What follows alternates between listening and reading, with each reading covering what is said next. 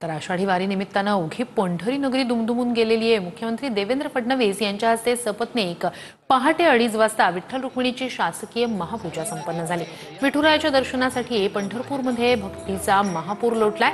चंद्रभागेच्या तीरावर स्नानासाठी भाविकांची झुंबड उडाली आहे।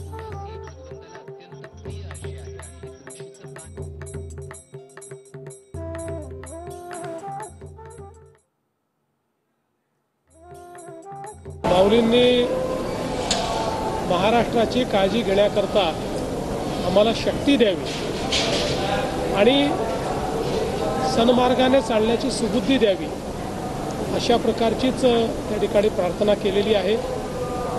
आणि माऊली ही खरं म्हणजे आमच्या बळीराजाला शक्ती देणारी अशा प्रकारची देवता आहे। आणि म्हणून आमच्या बळीराजाला यावर्षी चांगलं पीक व्हावं, त्याच्या जीवनात आनंदाचे 4 क्षण यावेत, अशा प्रकारची प्रार्थना देखील माऊलीच्या चरणी केली। पांडुरंगाकडे सगळ्यांनाच आशीर्वाद आणि या राज्यातल्या बळीराजाला सुखी समृद्ध करावं, चांगला पाऊस होऊ दे, चांगली शेती होऊ दे आणि बळीराजाच्या आयुष्यात देखील सोन्याचे दिवस येऊ दे।